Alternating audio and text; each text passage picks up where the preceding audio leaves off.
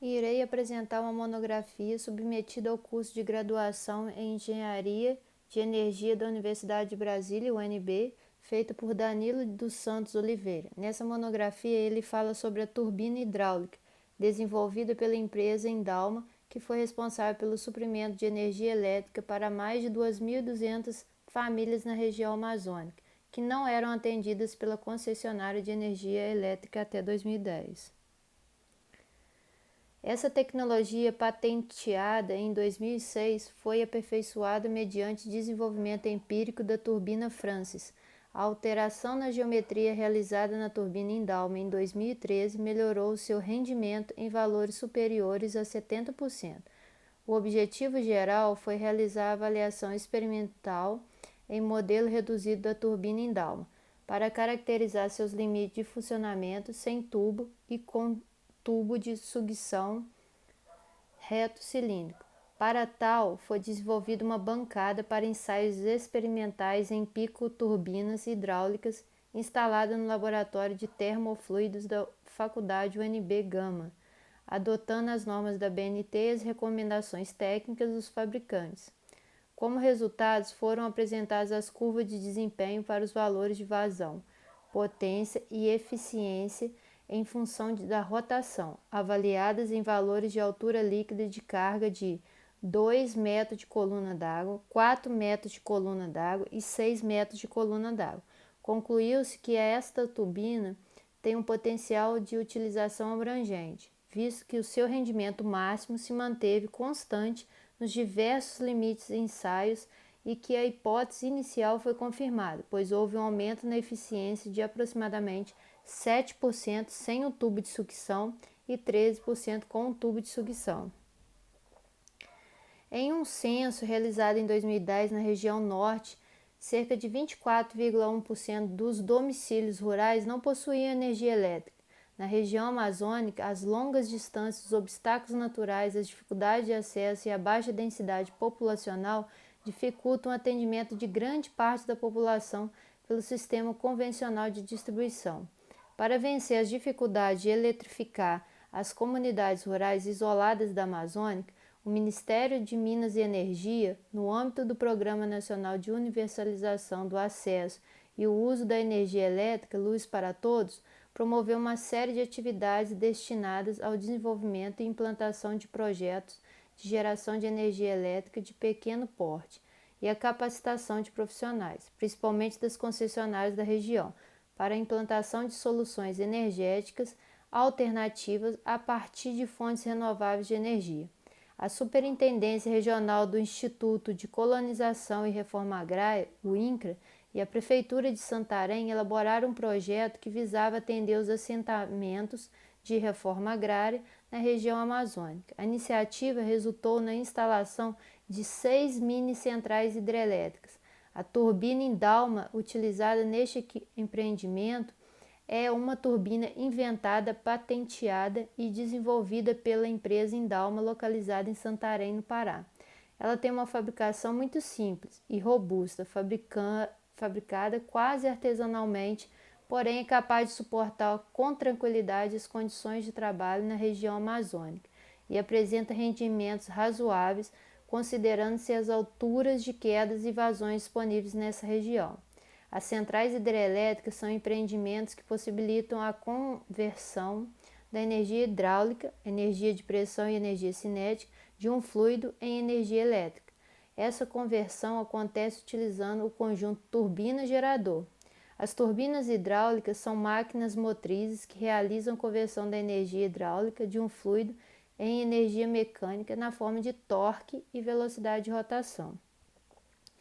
Os principais tipos de turbinas hidráulicas são as Francis, as axiais e as Penton. A turbina Francis, como na figura abaixo, é caracterizada por um rotor de pás fixas que recebe o fluxo na direção radial e o orienta na direção axial para o tubo de sucção, transformando a energia hidráulica disponível em energia mecânica, traduzida pelo torque no eixo. O tipo do rotor varia de acordo com a relação queda e vazão. Quanto maior for a queda e menor for a vazão, mais lento será o rotor. Por outro lado, quanto menor for a queda e maior for a vazão, mais rápido será o rotor. As turbinas axiais são constituídas basicamente por um rotor em forma de hélice, que, conforme o caso, pode ter pás fixas, turbinas hélice, ou pás móveis, turbinas Kaplan, conforme é demonstrado nas figuras abaixo. A característica principal dessa máquina é que o escoamento entra no rotor na direção axial e este o orienta também na direção axial para o tubo de sucção. A turbina com rotor Kaplan tem suas pás móveis associadas a um sistema de controle que as ajusta variando o ângulo de ataque, de forma a adequá-las ao ponto de operação do grupo gerador. Para as turbinas axiais, Kaplan e hélice, existem outras variedades construtivas com eixo horizontal, cujo escoamento do fluxo de água se dá na direção axial, tais como as Bubble, Kaplan S e Sifan. Pelo fato de serem de fabricação mais complexa, possuem custos de aquisição superiores aos dos demais tipos. A turbina Penton, que está representada na figura abaixo, é uma turbina do tipo ação e é constituída por um rotor onde são fixadas conchas duplas com a aresta diametral sobre a qual incide o jato d'água, produzindo um desvio simétrico na direção axial, buscando equilíbrio dinâmico de forma a eliminar os esforços axiais. Dependendo da potência da turbina, são utilizados um ou mais injetores distribuídos uniformemente na periferia do rotor. Os injetores possuem válvulas com agulhas controladas pelo regulador de velocidade, que regula o vazão da água, que impulsiona o rotor e, consequentemente, controlam a potência produzida pela turbina com o mínimo de variação de frequência. Existem turbinas que, embora bastante utilizadas, são consideradas não convencionais. Elas apresentam como vantagens comuns simplicidade construtiva, adequação à padronização, baixo custo, simplicidade de operação e manutenção, robustez nos componentes e bom comportamento em sistemas mais isolados. Como desvantagens, elas apresentam rendimentos ligeiramente inferiores às turbinas tradicionais.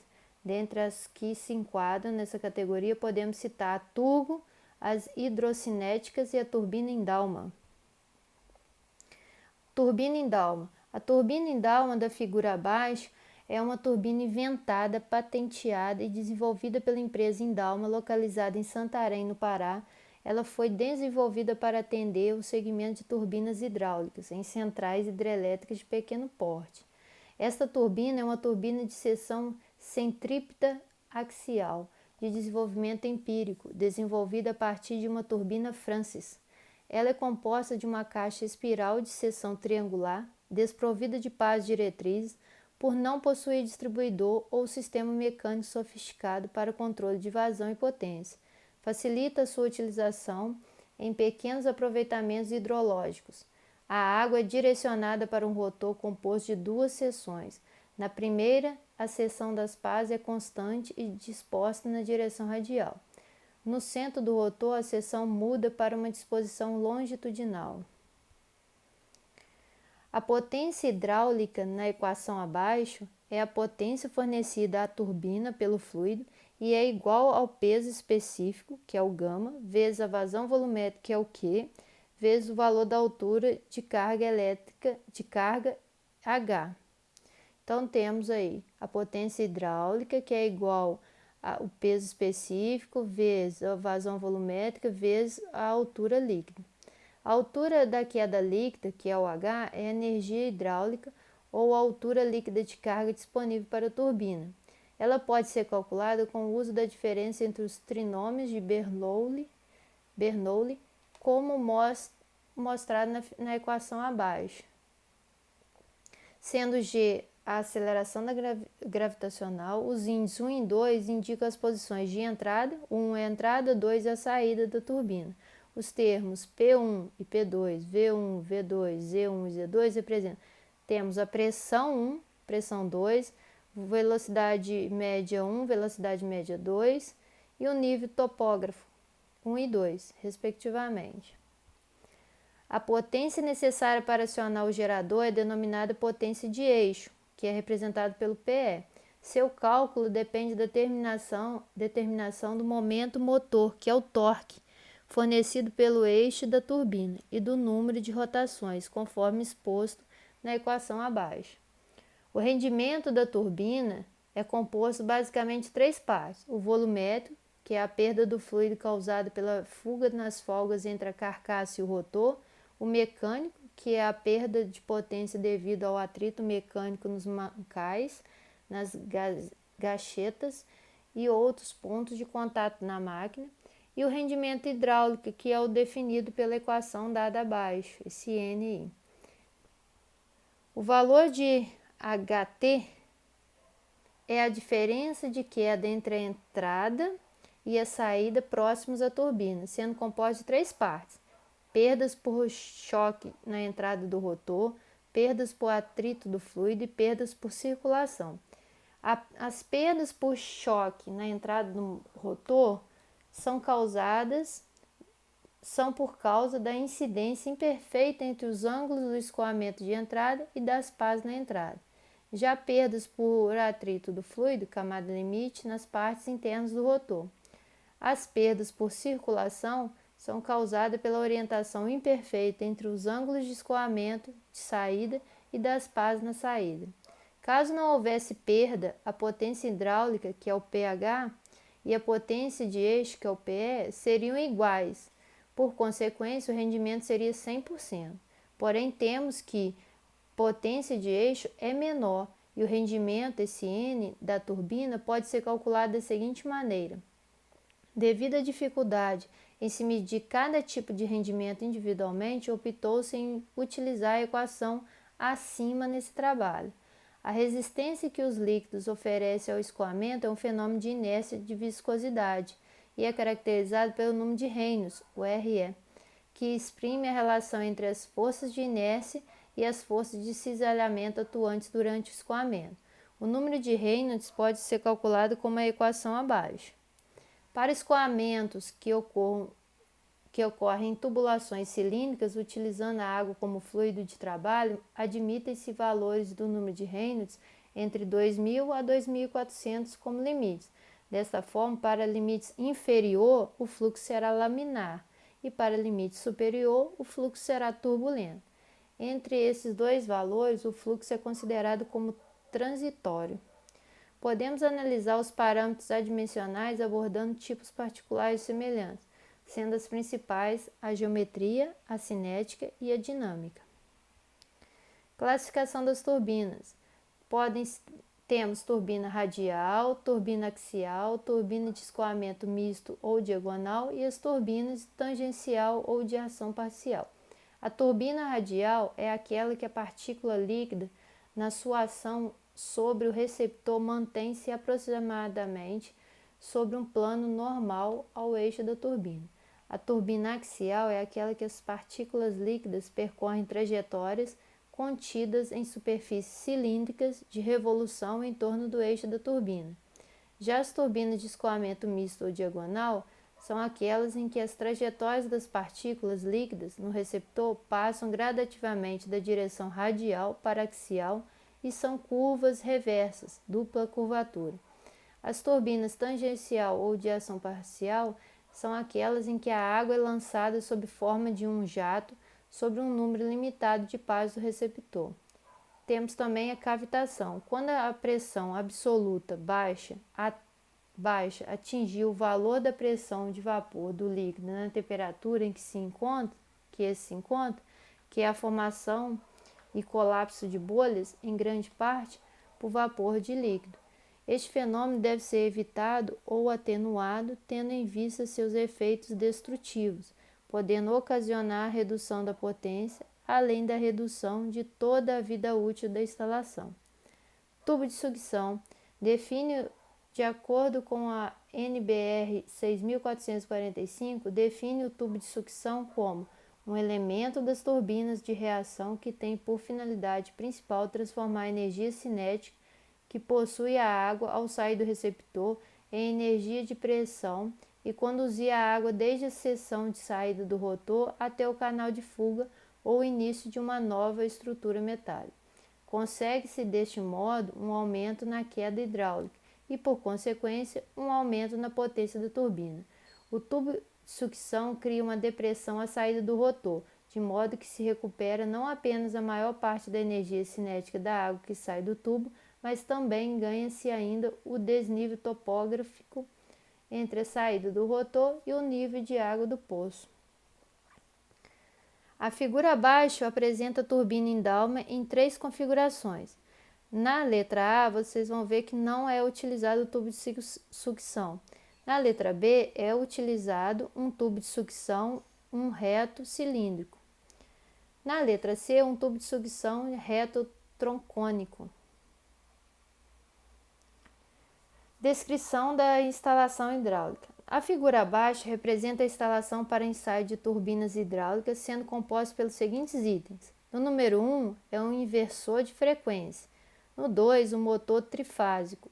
3 é uma bomba. O 4 é a turbina Indalma com diâmetro de entrada de 4 polegadas. O 5 é um reservatório de água com capacidade de 1.000 litros. O 6 são medidores de pressão. O 7, medidor de vazão volumétrico. O 8, vertedor triangular. O 9, células de carga de marca.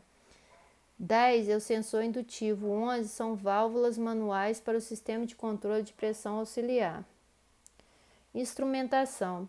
Temos a pressão. Os instrumentos de medição de pressão podem ser divididos em baseados na gravidade, que são barômetro, manômetro, pistão de peso morto. Temos também deformação elástica, que é o tubo de Bourbon, diafragma, Foles. E temos também a saída elétrica, que é a resistência, o capacitivo e o potenciométrico. Vazão volumétrica. Existem dispositivos que têm o seu uso aplicável à medição volumétrica. Estes dispositivos se dividem em 2 classes: instrumentos mecânicos e instrumentos de perda de carga. Os instrumentos mecânicos medem a vazão real do fluido, retendo e mensurando uma certa quantidade. Os dispositivos de perda de carga obstruem o escoamento e causam uma perda de pressão, que é uma medida do fluxo. Aqui foi utilizada a medição de vazão volumétrica tanto por medição eletromagnética quanto por vertedouro triangular. Sensor eletromagnético. O medidor de vazão eletromagnética é composto por sensor e transdutor.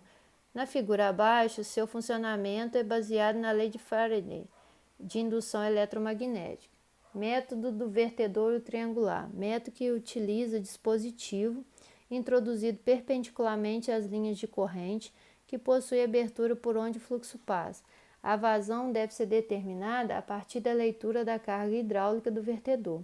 Temos também a rotação. O tacômetro é um instrumento que tem como função básica medir o número de voltas que um eixo irá realizar em determinado tempo. Existem basicamente 3 tipos principais de tacômetros: os mecânicos, eletromagnéticos e ópticos.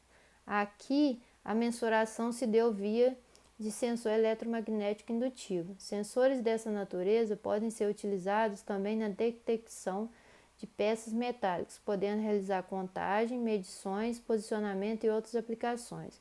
O torque, a medição de potência útil da turbina, isto é, fornecida em seu eixo para o acionamento do gerador, pode ser realizada por um método que usa um dos seguintes equipamentos: o freio mecânico, o freio hidrodinâmico, o freio elétrico e o dinamômetro de torção. Estudo de propagação de incertezas. Incertezas experimentais que podem ser obtidas a partir de medições são chamadas erros aleatórios. Aquelas que não podem ser obtidas dessa forma são chamadas de erros sistemáticos. Instrumentação. Temos os medidores de pressão, medidores de vazão volumétrico, sensor indutivo e célula de carga. Já os resultados e as análises, foi realizada uma avaliação experimental das perdas de carga, utilizando um modelo laboratorial de turbina hidráulica e o monitoramento experimental da rotação e torque de uma turbina hidráulica. Além da manutenção da turbina Kaplan, representada na figura abaixo, foi desenvolvido o desenho em CAD dessa turbina, como mostrado na figura abaixo. Além disso, foi feita as seguintes análises: medição da vazão volumétrica usando o método de vertedor triangular, avaliação experimental das perdas de carga em escoamentos internos, turbina hidráulica, análise de eficiência. Avaliação experimental da turbina, em Dalma.